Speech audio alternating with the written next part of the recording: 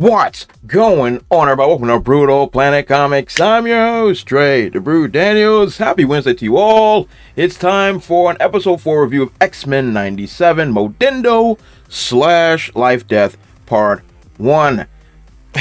This one was interesting for sure, so we're gonna jump right into it. Let's get started.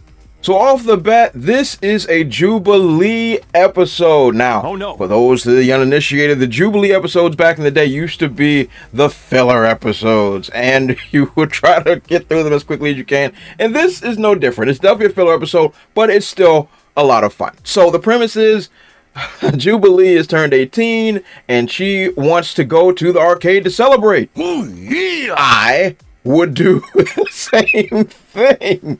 But of course, Magneto is a sourpuss, and I must say, Jubilee might have dropped the greatest line of all time. The only people who hate video games are bad at video games. I couldn't have said that better myself. That line goes hard, and we need to use that line more often. Balo.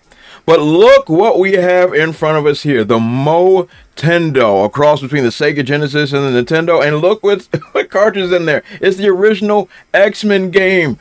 I hate that game so much. It is extremely hard, and I don't want to see it ever again. But anyway, so we got the Motendo that, and I like the Sega Genesis controllers. Look, I'm geeking out, all right? Let me have this. So, of course, the game comes alive and takes over Jubilee and Sunspot and drags him into the game.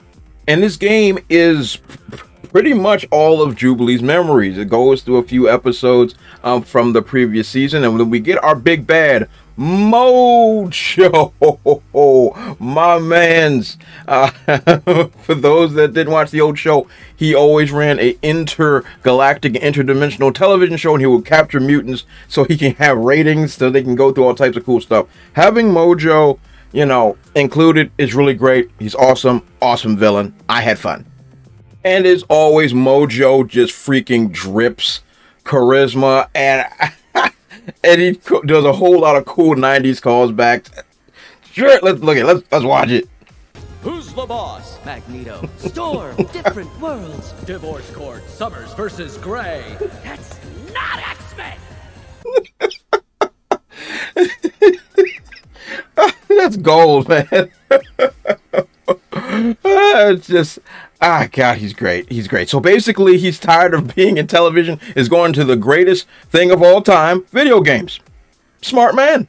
So Jubilee and Sunspot go through the game, and they end up fighting the boss, which is Magneto, he's always the boss in all these games. So that was really fun. It's a good callback, you know, calling back to the good old days. But apparently there was an NPC that was helping them the whole time, which is an older version of Jubilee, because this game has been in production for so long. So for those that understand how the gaming world works, production takes many years. And there was an NPC version of Jubilee that survived alpha, beta, and release that was still in the game, that hacked her way through the game to actually help the real Jubilee when it came. So it was really nice. It was really cool. Then we have ourselves a major boss battle.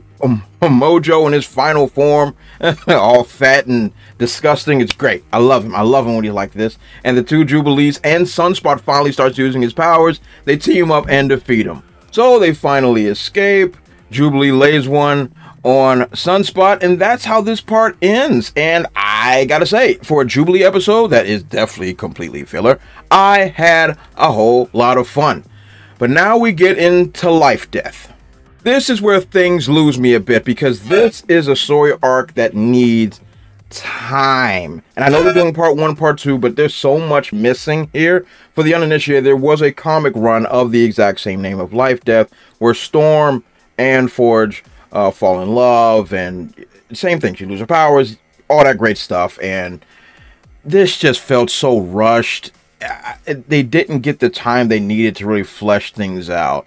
So Forge is basically still trying to find, you know, the right cure and everything for Storm, and they have some chemistry, but it's just not built up right.